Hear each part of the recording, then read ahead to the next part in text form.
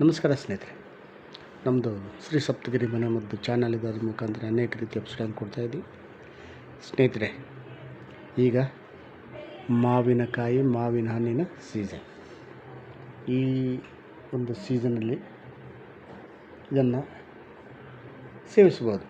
ಯಾರು ಬೇಕಾದರೂ ಇಂಥ ಕಾಯಿಲೆ ಇದ್ದರೂ ಸಹ ಸೇವಿಸಬಾರ್ದು, ತೊಂದರೆ ಇಲ್ಲ. ಮತ್ತು ಇದನ್ನು ಮಿತವಾಗಿ ಸೇವಿಸೋದ್ರಿಂದ ಎಷ್ಟೋ ಒಳ್ಳೆಯದು. ಡೈಲಿ ಅಂದರೆ ದಿನಾಲೂ ಸೇವನೆ ಮಾಡಿ ತಪ್ಪೇನಿಲ್ಲ, ಮಿತವಾಗಿ ಸೇವನೆ ಮಾಡಿ.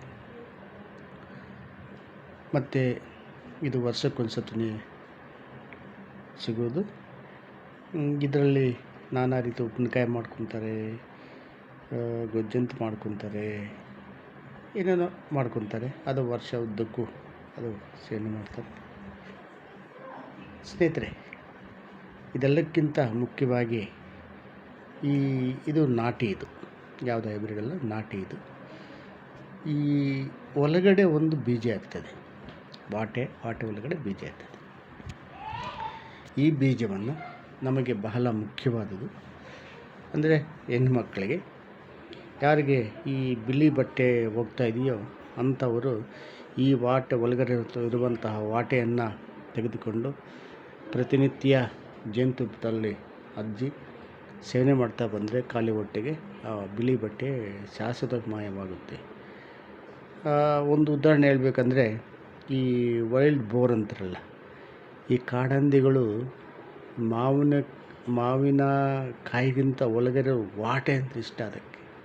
ಆದರೆ ಅದು ಕೊಡುವ ಮರಿ 20-22 ಮರಿ ಆಗ್ತದೆ. ಅಷ್ಟು ಗರ್ಭವನ್ನು ಗಟ್ಟಿಯಾಗಿ ಇಡಿಸುವ ಶಕ್ತಿ ಈ ಒಂದು ವಾಟೆಗಿದೆ.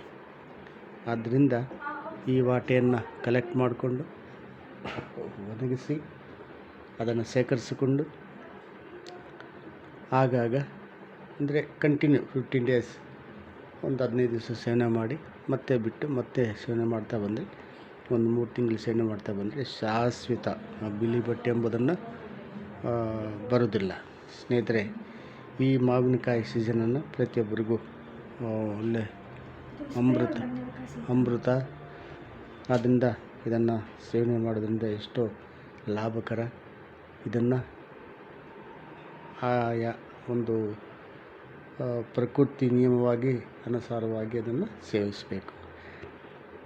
ನಮಸ್ಕಾರ. ಇದನ್ನು ನೋಡಿ ಲೈಕ್ ಮಾಡಿ, ಶೇರ್ ಮಾಡಿ, ಸಬ್ಸ್ಕ್ರೈಬ್ ಮಾಡಿ. ನಮಸ್ಕಾರ ಸ್ನೇಹಿತರೆ.